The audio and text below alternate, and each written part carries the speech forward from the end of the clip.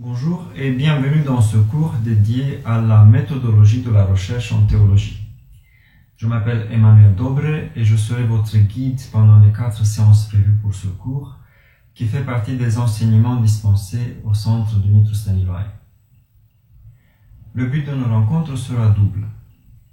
D'un côté, vous prendrez connaissance des consignes à respecter pour mettre en place la méthodologie attendue des travaux réalisés au centre Dumitru Staniloae. D'un autre côté, nous essayerons d'assimiler réellement une méthode de travail et ainsi orienter nos efforts vers une manière optimale de faire de la recherche. Il est assez évident qu'un travail mené en suivant une méthode permet de mieux disposer de nos ressources, de mieux définir notre recherche ou encore de structurer d'une façon plus cohérente le message que nous souhaitons transmettre. En ce qui concerne ce cours, les 4 séances couvriront des sujets assez variés. Nous verrons comment identifier un bon sujet de recherche, comment approcher une bibliographie, et nous parlerons alors des sources et de la littérature secondaire. Nous apprendrons à distinguer entre les différents niveaux d'importance des travaux de la littérature de spécialité, ou comment intégrer dans notre recherche les résultats auxquels sont parvenus d'autres chercheurs. Et bien sûr, nous nous intéresserons également à l'usage qui peut être fait en théologie des logiciels, des ressources en ligne et d'autres outils numériques. Sans oublier, bien sûr, les astuces et les bonnes pratiques qui peuvent nous faciliter grandement la tâche à accomplir. En fin de compte, le résultat attendu par ce module est premièrement de vous familiariser avec la démarche de la recherche, être donc capable de problématiser autour d'un thème donné, de formuler des hypothèses, de les vérifier, etc. Et deuxièmement, de vous faire découvrir des outils et des techniques qui vous aident à produire du contenu relatif à votre recherche et à l'exposer devant un public. Avant de démarrer, quelques précisions d'ordre technique s'imposent. Je ferai assez souvent référence à des logiciels, applications et ressources en ligne. Vous serez donc à plusieurs reprises amené à en installer un certain nombre.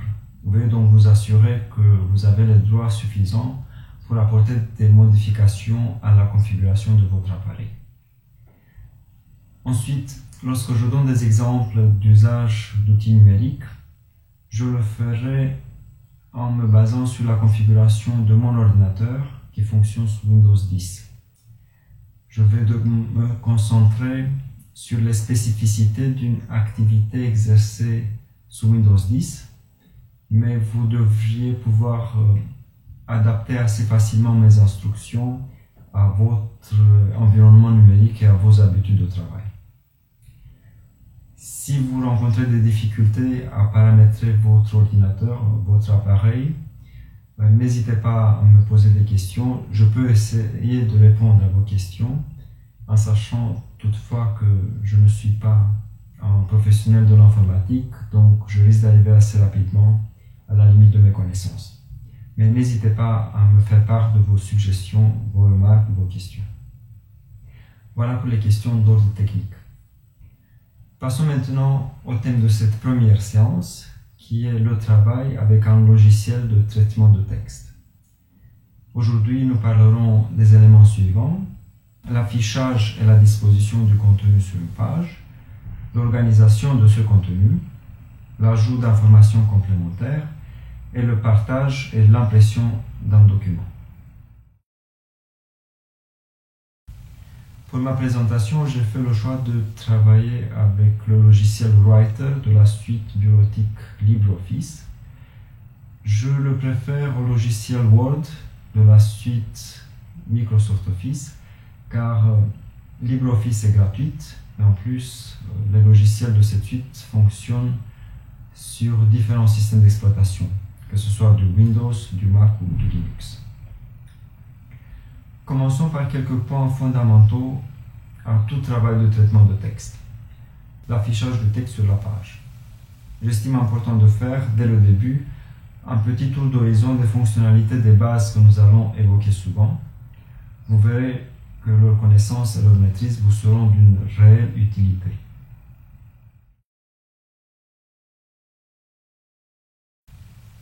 Lorsqu'on ouvre un fichier texte et on commence à saisir des caractères, on remarque que la page est divisée en deux zones principales, les marges et la zone de saisie. Peu importe la taille de la page, du A3, du A4, une enveloppe ou des grandes affiches, tout le texte que nous allons saisir, que ce soit le texte principal, les notes de bas de page, l'entête, la numérotation des pages, tout est placé dans la zone de saisie. Les marges, par contre, sont la partie non éditable d'une page. On ne peut pas y écrire. Mais on peut définir la taille de ces marges. Et on le fait à partir du menu Format, Page, onglet Page. On peut par exemple les définir à 2,5 cm partout, à gauche, à droite, en haut et en bas.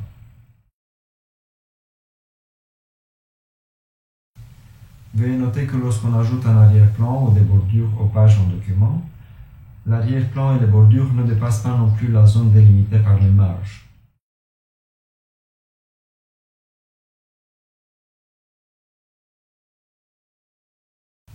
Ainsi, si j'ajoute un arrière-plan à une page, et si je veux que cet arrière-plan s'étale sur toute la surface de la page, je dois définir les 4 marges à 0. C'est une mise en page qui pourrait être utilisée par exemple pour réaliser une page de couverture d'un document.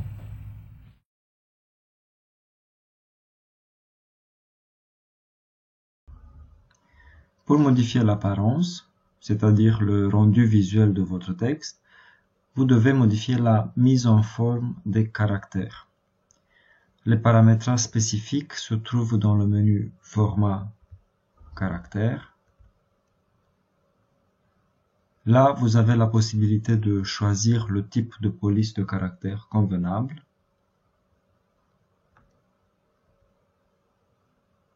La taille de la police.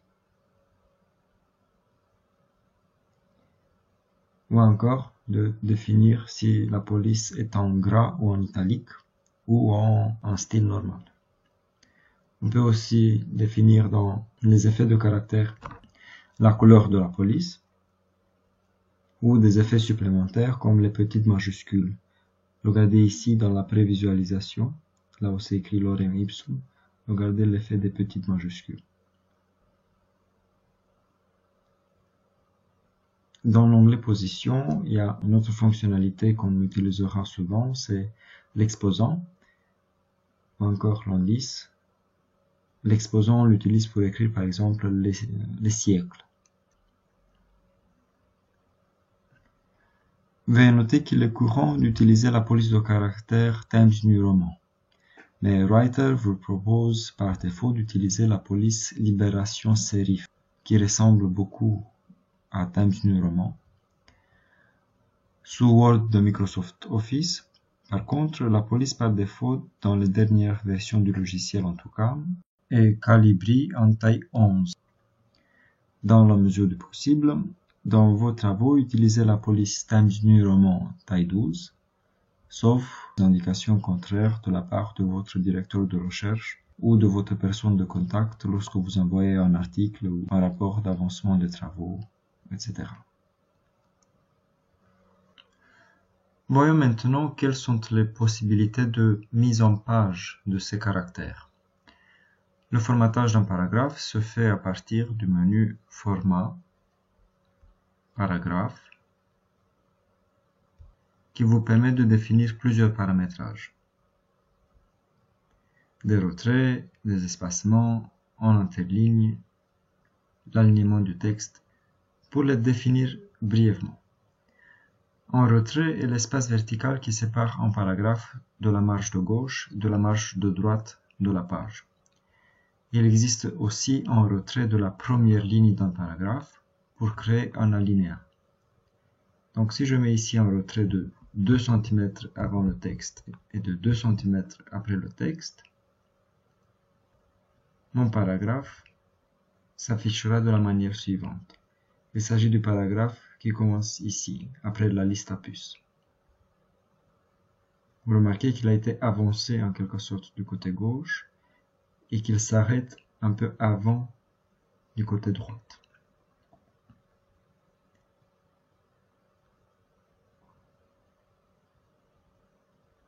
Maintenant, je vais remettre à 0 les paramétrages pour les retraits et je vais rajouter un retrait de 1,20 cm pour la première ligne pour créer un alinéa, ce qui donne cette mise en page. Nous avons ensuite, dans cette même fenêtre, la possibilité de définir des espacements. L'espacement, c'est l'espace horizontal qui sépare un paragraphe du paragraphe précédent et du paragraphe suivant. Pour que ce soit plus visible, je vais mettre une valeur assez grande. Je mets pareillement 2 cm au-dessus du paragraphe et 2 cm sous le paragraphe. C'est le même paragraphe que je vais changer, celui qui a ici un alinéa. La mise en page est celle-ci. Enfin, dans cette fenêtre et dans cet onglet, retrait espacement, nous pouvons définir également l'interligne. L'interligne, c'est la distance qui sépare les lignes d'un même paragraphe. Si je choisis un interligne de 1,5, voici la mise en page.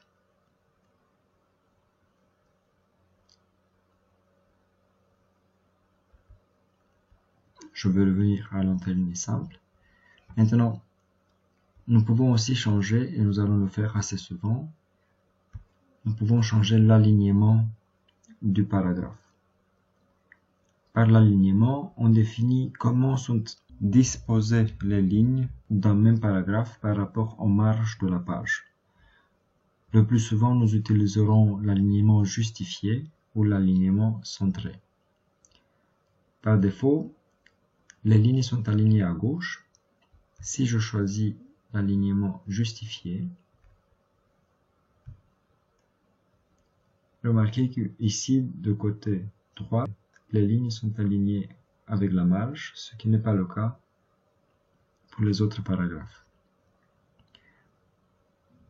Si je choisis un alignement centré, ou encore, je peux le mettre à droite,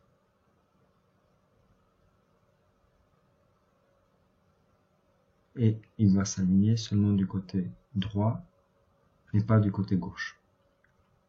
Pour vos travaux, vous pouvez utiliser d'une manière générale les paramétrages suivants. Un retrait de 1,20 cm pour la première ligne, pour créer un alinéa. Pas de retrait avant ou après le texte. Pas d'espacement au-dessus ou sous le paragraphe. Et un interligne de 1,5. Pour l'alignement, nous utiliserons toujours un alignement justifié.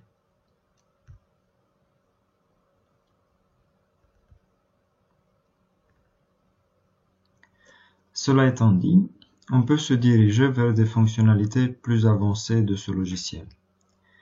En premier lieu, l'utilisation des styles. Les styles nous permettront d'automatiser certaines actions de mise en forme de caractères et de mise en page de paragraphes et d'uniformiser le rendu visuel de notre texte. Pour travailler avec des styles, il faut faire apparaître le volet Style et formatage à partir du menu Style. Vérifiez que les styles affichés sont bien des styles de paragraphes, avec ce bouton ici, et que en bas de ce volet, il est écrit tous les styles. Remarquez que nous avons la possibilité de choisir parmi plusieurs visualisations.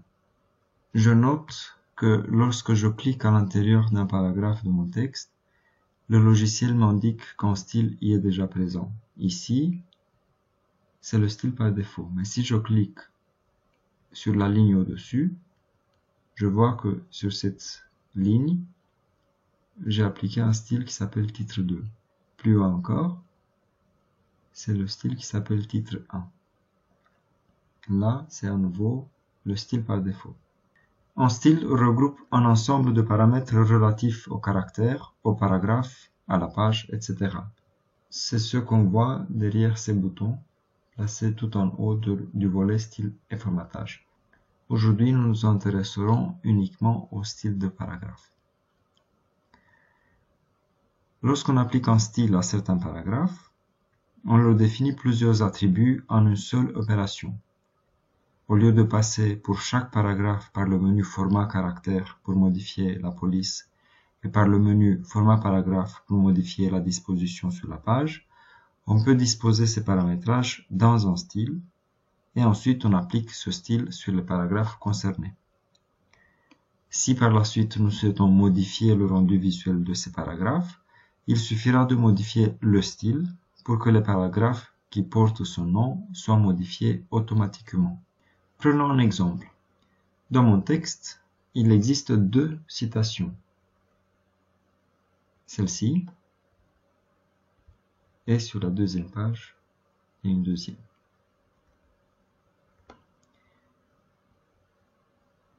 Je voudrais faire ressortir un peu plus ces 2 citations, et je pense qu'il serait utile de leur appliquer un retrait avant le paragraphe, des espacements au-dessus et sous le paragraphe, et un alignement justifié.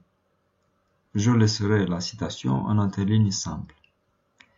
Sans utiliser un style, je devrais faire ces modifications sur chacune de ces 2 citations. Je devrais sélectionner une citation, passer par format, paragraphe, et faire les modifications nécessaires ici. Ensuite, je ferai la même chose sur la deuxième citation. Dans mon texte, cela est facile puisque cela ne concerne que 2 citations. Mais la chose devient beaucoup plus compliquée dans un document de plus grande taille, comme un article, un mémoire ou une thèse. L'alternative à la mise en forme manuelle serait la création et l'application d'un style de paragraphe. Pour ce faire, je fais un clic droit sur le style par défaut, qui servira de base à mon nouveau style. Je sélectionne Nouveau, et ensuite je lui applique les paramétrages dont je parlais tout à l'heure. Dans l'onglet Retrait espacement, je mets un retrait avant le texte de 2 cm, des espacements au-dessus et sous le paragraphe de 0,20 cm. Je vérifie que l'interligne est simple. Ensuite, je passe dans l'onglet Alignement. Je choisis l'option Justifier. Dans l'onglet Police, je choisis la police Times New Roman. Je vérifie qu'elle soit en taille 12 et qu'elle ne soit pas en gras ou en italique. Enfin, dans l'onglet Gestionnaire, je vais renommer ce style, je vais l'appeler Citation. Je clique sur OK et je vérifie dans le volet Style et Formatage que le style a bien été créé. Le voilà. Ensuite, pour l'appliquer, je sélectionne le style, j'appuie sur le bouton qui s'appelle Appliquer le style de paragraphe, le bouton qui ressemble à un seau. La souris change d'apparence. Là, je vais cliquer à l'intérieur du paragraphe sur lequel je vais appliquer le style citation. Donc, c'est la première citation. Remarquez qu'elle a changé d'apparence. Je fais la même chose sur la deuxième citation. Et je clique à nouveau sur le bouton Appliquer le style de paragraphe pour sortir du mode d'application de style. Vous voyez que maintenant le curseur est revenu à la forme initiale. Si ensuite je veux changer l'apparence des 2 citations, je vais modifier seulement le style citation. Disons que je veux changer la police en taille 10 et la mettre en couleur rouge. Je fais un clic droit sur citation, modifier. je change la taille de la police. Et dans Effet de caractère, je vais choisir la couleur rouge. Je clique sur OK et les changements deviennent actifs. Je ferai maintenant la même chose pour les autres paragraphes de mon texte qui sont pour la plupart en style par défaut. Mais les paramétrages de ce style ne me conviennent pas. Et je définis d'autres paramétrages. Je voudrais que la police soit en Times New Roman, en taille 12, qu'il y ait un alinéa de la première ligne des paragraphes, donc retrait, première ligne, 1,20 cm, que les espacements soient tous à 0, l'interligne 1,5 et l'alignement justifié. Je clique sur OK et remarquez que tous les paragraphes qui étaient avant en style par défaut ont changé d'apparence. Lorsque nous organisons notre document, nous réfléchissons à une structure interne, à une hiérarchie de différentes divisions à l'intérieur du document. Pensez comme à la division d'un livre en chapitres et sous-chapitres. Dans notre document, cette structure sera marquée par l'ajout des titres et des sous-titres. C'est sur les titres qu'on utilisera le plus activement les styles pour uniformiser leur apparence et aussi pour générer une table des matières. Je reviendrai sur la question de la table des matières. L'application des styles sur les titres est analogue à l'utilisation des autres styles, comme nous avons vu pour les citations et le style par défaut. Dans mon document exemple, je vais appliquer des styles sur les titres de niveau 1 et les titres de niveau 2. On peut aller assez loin dans l'organisation du document et atteindre 4, 5, voire 6 niveaux de titres. Bien évidemment, cela dépend de la nature de votre travail et du contenu du document. Regardons maintenant le document que j'ai préparé. C'est un document qui comprend 13 pages. On peut le voir ici en bas à gauche. Dans le texte, on peut voir qu'il y a des citations, aussi des notes de bas de page, il y a une numérotation, et bientôt il y aura aussi des titres. J'ai mis en couleur les titres sur lesquels je vais appliquer mes styles pour que vous puissiez les voir mieux. Les titres en rouge sont les titres de niveau 1, les grands titres, comme les titres de chapitre par exemple. Ceux que j'ai mis en bleu deviendront les titres des niveaux 2.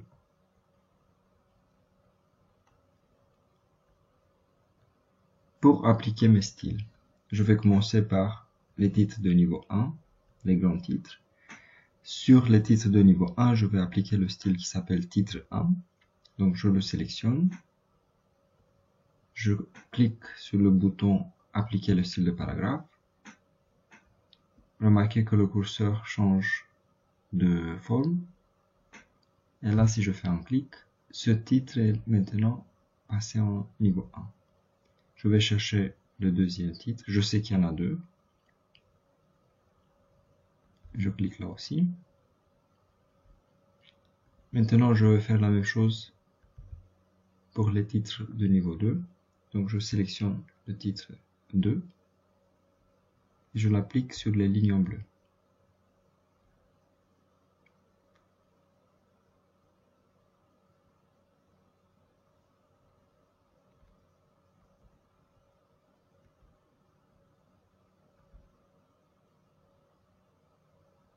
Et voilà que c'est fait. Je clique à nouveau sur ce bouton pour sortir du mode d'application des styles. Remarquez que le curseur est revenu à sa forme initiale.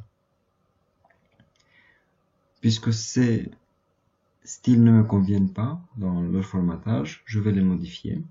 Je vais commencer par le titre de niveau 1. Donc clic droit sur le titre, modifier. Je commence par la police. Je vais le mettre en police, on va dire Georgia. Je le laisse en gras. Par contre, je vais le passer en taille 14. Je voudrais aussi qu'il n'y ait pas d'alinéa pour ce titre. Donc, je mets le retrait de la première ligne à 0. Ensuite, pour les espacements, je veux qu'ils soient assez éloignés du paragraphe qui le précède. Alors, au-dessus du paragraphe, je vais mettre une valeur de 2,5 cm. En dessous du paragraphe, je trouve que la valeur est assez correcte. Éventuellement, je peux rajouter et mettre 0,30 cm. Je peux laisser l'antérieur en 1,5. Et je clique sur OK. Remarquez qu'il a changé d'apparence. Je fais des modifications également sur le titre de niveau 2.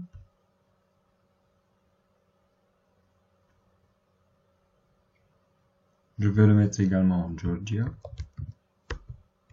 Je vais le mettre en taille 12. Pareillement, je vais enlever le retrait de la première ligne. Et au niveau des espacements, je vais le mettre à 1 cm distance du paragraphe qui le précède et à 0,20 cm distance du paragraphe qui le suit. Je clique sur OK. Maintenant, je me rends compte qu'il peut arriver qu'il soit difficile à distinguer le titre de niveau 1 du titre de niveau 2, car il n'y a que la taille de la police qui les sépare. Je vais encore modifier le titre de niveau 2 et je vais le mettre en italique, en retrait avant le texte, de 1,5 cm. Maintenant, je peux le voir beaucoup mieux.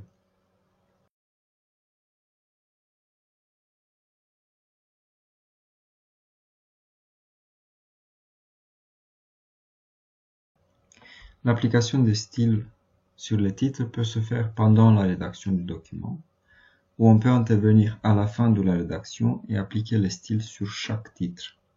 C'est à vous de voir comment vous préférez vous organiser. Personnellement, je le fais pendant la rédaction afin de profiter d'une autre fonctionnalité intégrée dans Writer. Il s'agit du navigateur que vous trouvez ici, à côté du volet style et formatage, ou sinon vous le trouverez dans le menu affichage, navigateur. Lorsque vous activez le navigateur, remarquez qu'il y a une section titre où j'apprends que dans mon document, il existe 7 titres. Si je développe cette section, je vois qu'il y a un titre de niveau 1 et un deuxième titre de niveau 1, et à l'intérieur, il y a des sous-titres. Si je double-clique sur un titre, je peux accéder immédiatement à la page où il se trouve. Grâce à une mise en forme spécifique des titres et des sous-titres, je peux maintenant bien distinguer la structure de mon document. Si je veux souligner encore plus les différentes parties du texte, je peux ajouter une numérotation à chaque niveau de titre et de sous-titre. Pour faire cela, il faut aller dans le menu Outils, Numérotation des chapitres. Là, remarquez que dans ce premier onglet qui s'appelle Numérotation, la fenêtre est divisée en 3 parties. Sur la gauche, j'ai les niveaux, c'est les niveaux des titres. Au milieu, il y a la numérotation. Et à droite, la prévisualisation. Il s'agit de l'apparence que ma numérotation aura une fois que je l'aurai paramétrée. Pour définir la numérotation, je choisis d'abord le niveau. Au centre, je dois indiquer le style de paragraphe auquel ce niveau doit être relié. Par défaut, c'est le titre 1. Dans le champ nombre, je sélectionnerai un numéro pour cette numérotation. Là, ça va être les chiffres romains. Et je peux également rajouter un séparateur après la numérotation, par exemple un point. Je fais ensuite la même chose pour les titres de niveau 2. Je clique sur niveau 2. Le lien avec le style qui s'appelle titre 2 est déjà fait. Dans le champ nombre, je vais choisir les chiffres arabes. Et comme séparateur après la numérotation, je peux mettre une parenthèse fermée. Si je clique sur OK, une numérotation sera affichée à côté de chaque titre et sous-titre. Elle apparaît également dans le navigateur à droite de ma fenêtre. Tout document comportant un nombre plus important de pages devrait indiquer la structure globale de son contenu, un index des différents titres et sous-titres présents dans le document. C'est pour cela qu'on fait afficher au début ou à la fin du document un sommaire ou une table des matières. Chaque logiciel de traitement de texte présente une fonctionnalité de génération automatique d'un sommaire ou une table de matières. Dans Writer, la génération de la table des matières est dépendante de l'application des styles spécifiques sur chaque titre du document. Après avoir appliqué des styles sur les niveaux des titres, comme nous l'avons vu tout à l'heure, pour insérer la table des matières, on procède de la manière suivante. On clique dans le document à l'endroit où on veut qu'elle soit insérée. Généralement, c'est à la fin du document. Ensuite, on va dans le menu Insertion, Table des matières et index, et on choisit à nouveau Table des matières, index ou bibliographie.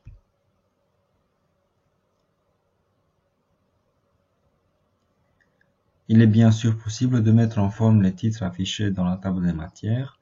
Tout se fait à partir des différents onglets qui existent dans cet éditeur qui s'affiche maintenant à l'écran. On ne va pas s'y arrêter aujourd'hui car je veux y revenir avec des exemples concrets lors d'une séance future. Maintenant, si je clique sur OK, la table des matières devrait s'afficher. En cas de modification du texte, du plan ou de la pagination dans votre document, la table des matières ne sera pas mise à jour automatiquement. Il faudra donc penser à faire cette actualisation, cette mise à jour, sinon il y aura des différences entre votre texte et la table des matières. Par exemple, un titre peut être indiqué à la mauvaise page puisque vous avez rajouté ou supprimé du contenu avant ce titre. Donc, avant de fermer votre document, pensez à faire un clic droit sur la table des matières et ensuite sélectionnez l'option Mettre à jour l'index. Pour supprimer une table des matières, faites également un clic droit sur la table des matières et choisissez l'option Supprimer l'index. J'ai mentionné tout à l'heure l'existence de la table des matières et du sommaire. La principale différence qui existe entre le sommaire et la table des matières est le nombre de niveaux de titres affichés. Pour le sommaire, on se contentera d'afficher seulement le premier niveau de titre, alors que dans la table des matières, on affichera les niveaux dans leur intégralité. Bien sûr, pour un document de petite taille qui ne dépasse pas une vingtaine de pages, une table des matières ne sera pas nécessaire et on fera afficher seulement un sommaire. Notez aussi que dans la littérature française, la table des matières est insérée à la fin du document, le sommaire est inséré au début. Une autre manière de structurer votre document, en plus des titres et sous-titres, est en utilisant des listes. Dans Writer, on a le choix entre des listes à puces et des listes numérotées. Les puces sont des symboles typographiques qui servent à créer des listes sans numérotation. On trouvera plusieurs types de listes à puces dans le menu Format, puces et numérotation.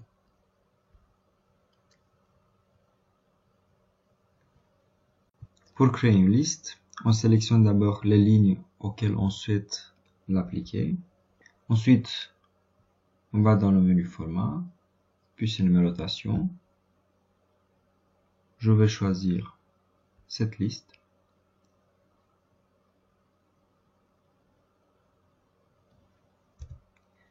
Si je veux supprimer la liste que je viens de créer, je vais à nouveau dans le menu format, puis numérotation, et j'appuie sur le bouton supprimer. Il existe aussi des boutons raccourcis pour presque chaque fonctionnalité que je vous ai présentée jusqu'ici. Pour les listes à puces, vous avez ce bouton à droite de la fenêtre qui s'appelle désactiver les puces ou activer les puces. Si je clique dessus, il y a une liste qui est créée. Ou encore, si je clique sur la petite flèche qui se trouve à côté, je peux choisir le type de liste à puces à appliquer sur ces lignes. Pour désactiver la liste, je clique à nouveau sur le bouton. Nous avons vu comment définir l'aspect visuel d'un texte et comment disposer un texte sur la page. Passons maintenant aux questions relatives à l'ajout d'informations complémentaires. Je pense notamment à la numérotation des pages et à la note de bas de page. Pour numéroter les pages d'un document, il faut insérer le numéro de page. Dans Writer, le numéro doit être inséré dans l'entête ou le pied de page du document. Dans notre exemple, nous utiliserons le pied de page. Donc, afin de pouvoir insérer la pagination, il faut auparavant créer le pied de page. Pour cela, on va dans le menu Insertion, en-tête et pied de page, et on choisit le style par défaut.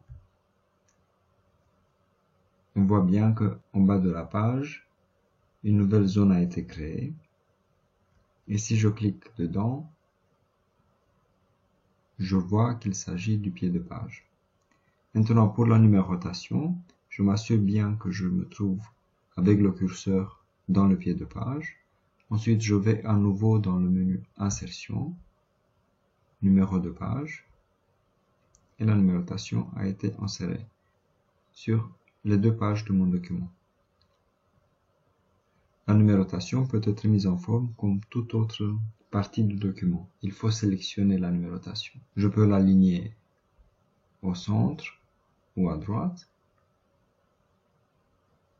Je peux changer la taille de la police, la mettre en gras ou en italique, ou encore je peux changer la couleur de la police. Si vous souhaitez supprimer la numérotation, vous la supprimez comme un tout autre caractère. Et pour le pied de page, si vous souhaitez le supprimer, vous allez à nouveau dans le menu Insertion, en-tête et pied de page, et vous cliquez à nouveau sur les mots style par défaut. Et vous confirmez la suppression lorsque cela vous est demandé. Il existe aussi la possibilité d'utiliser des raccourcis pour l'insertion du pied de page. Si vous allez vers le bas d'une page et vous cliquez sur la marge inférieure, un bouton s'affiche au-dessus de la marge et si vous cliquez dessus, le pied de page est inséré. Disons aussi quelques mots d'une composante dont on parle beaucoup lorsqu'on fait de la recherche. La note de bas de page. Une note de bas de page permet d'insérer des informations supplémentaires dans un texte, mais sans l'encombrer. La note fait partie en quelque sorte des données surajoutées au document, des données qui ne sont pas nécessaires à la compréhension et à la lecture du texte. La plupart du temps, il s'agit d'un renvoi à un ouvrage, d'une référence à la source où vous avez trouvé votre information. Le titre d'un livre, nom de son auteur, la page vers laquelle vous renvoyez, l'existence d'une traduction du livre, et ainsi de suite. De la même manière, dans la note de bas de page, vous pouvez écrire de l'information qui rapporte du contenu, vous pouvez donner des explications. Faites attention toutefois, il ne faut pas que cette information soit importante pour la compréhension du texte principal, car le lecteur peut choisir de ne pas lire la note afin de garder la fluidité de sa lecture. Pensez toujours de la manière suivante lorsque vous choisissez le contenu à mettre dans la note de bas de page. Si mon lecteur ne lit pas cette note, pourra-t-il encore comprendre entièrement mon texte, comprendre la discussion présentée dans le corps de la page? Après avoir décidé quelle est l'information à placer dans la note de bas de page, vous pouvez l'ajouter. Cliquez d'abord dans le texte à l'endroit où vous souhaitez l'insérer. Ensuite, allez dans le menu Insertion, Note de bas de page, et à nouveau Note de bas de page. Un chiffre apparaît au lieu de l'insertion. Il correspond au numéro de la note qui se trouve en bas de la page. Le chiffre présent dans le corps du texte est intitulé Appel de note, alors que la note qui se trouve en bas de la page est appelée le corps de la note. Dans le corps de la note, je saisis le texte que je veux y faire apparaître. Notez aussi cette astuce, si on clique sur le chiffre à côté du corps de la note, nous sommes renvoyés dans le texte à l'endroit où l'appel de note se trouve. Si on clique sur l'appel de la note, nous sommes renvoyés en bas de la page dans le corps de la note. Pour supprimer une note, on supprime l'appel de note, tout comme on supprime un caractère quelconque. Remarquez que le corps de la note disparaîtra en même temps que l'appel de la note. La numérotation des notes se fait automatiquement. Donc maintenant, ce qui était avant la note numéro 7 devient ma note numéro 6. Puisque l'insertion des notes de bas de page est une action qui peut se répéter assez souvent, il serait intéressant de lui programmer des touches raccourcies. Pour ce faire, allez dans le menu Outils, Personnaliser. Dans l'onglet Clavier, en bas à gauche de la fenêtre, dans la section Catégories, cherchez le menu Insérer. Ensuite, au centre de la fenêtre, cherchez l'option Insérer une note de bas de page. Sélectionnez-la et allez ensuite dans la partie supérieure de la fenêtre, dans la section qui s'appelle Raccourci clavier, et sélectionnez le raccourci que vous souhaitez attribuer à l'insertion de la note de bas de page. Moi, je préfère utiliser le raccourci CTRL-ALT-F. Une fois que vous avez trouvé le raccourci qui vous convient, sélectionnez-le et cliquez sur le bouton Modifier. Cliquez ensuite sur OK. Et si maintenant vous utilisez ce raccourci, vous verrez que l'action souhaitée sera réalisée. Nous laisserons de côté pour le moment les questions liées au travail spécifique avec un logiciel de traitement de texte. Et regardons le dernier point prévu pour la séance d'aujourd'hui, le partage, l'export et l'impression de votre travail. Action que j'ai regroupée sous le terme, peut-être un peu prétentieux, d'externalisation. Pour tout type de travail, qu'il s'agisse d'une thèse, d'un mémoire, d'un article ou d'un rapport, vous serez amené à un moment donné à le distribuer pour qu'il soit revu par vos correcteurs, vérifié par votre directeur de recherche ou approuvé par un comité de relecture ou tout simplement pour qu'il soit reproduit sur papier, donc qu'il soit imprimé. Pour toutes ces situations où votre fichier quitte en quelque sorte l'ordinateur sur lequel vous l'avez travaillé, il faut faire attention à certains aspects techniques. Ainsi, si vous envoyez votre document pour qu'il soit vérifié ou lu, mais sans envisager sa modification, exportez-le en format PDF. Pour ce faire, allez dans le menu Fichier et cliquez sur l'option Exporter au format PDF. Cliquez sur le bouton Exporter. Et ensuite, enregistrez votre fichier.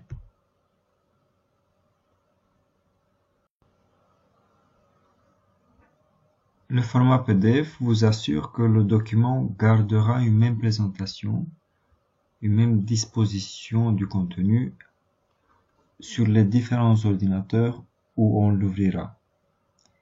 Il restera en quelque sorte fixe, ce qui est très pratique pour un texte contenant des polices spéciales, comme les polices pour l'hébreu ou le syriaque, ou une mise en page particulière avec des schémas et des tableaux, etc. L'utilisation des PDF est conseillée également lorsqu'on veut imprimer un texte, si l'impression est faite à partir d'un autre ordinateur. Par contre, si vous souhaitez que votre document soit corrigé ou modifié, et que ces modifications apparaissent dans le texte même, envoyez-le dans un format qui puisse être exploité par votre collaborateur. Par défaut, Writer vous propose d'enregistrer dans le format .odt. Mais il existe un autre format de fichier qui est beaucoup plus utilisé et plus courant. C'est le format .doc, spécifique aux fichiers créés dans le logiciel Word de Microsoft Office. Donc si vous n'avez pas de consigne particulière de la part de votre correspondant, envoyez-lui un fichier en format .doc. Le chemin pour ce faire est donc menu fichier, enregistrez le fichier sous, et dans le champ type, vous choisissez Microsoft Word 97-2003 ou .doc. Cliquez sur enregistrer et confirmez votre choix lorsqu'il vous est demandé de le faire. Voici donc en quelques lignes très générales comment peut-on faire bon usage d'un logiciel de traitement de texte et l'intégrer dans une activité de recherche en théologie. Nous aurons l'occasion dans les prochaines séances de détailler un peu plus certaines fonctionnalités et même d'automatiser certaines actions. Je vous fais aussi remarquer que dans Writer, on peut utiliser les raccourcis clavier habituels, qui sont les mêmes à travers les systèmes d'exploitation et même dans un grand nombre de logiciels.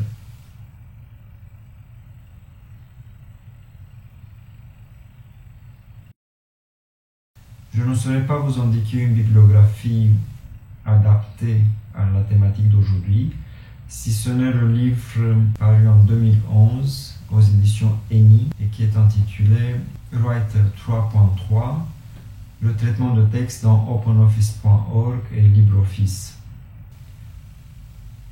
Ou encore, toujours aux éditions ENI, le livre de Myriam Gris, intitulé LibreOffice 4.4, paru en 2015. Pour ceux d'entre vous qui veulent approfondir ce sujet, il existe une cytographie impressionnante qui lui est dédiée.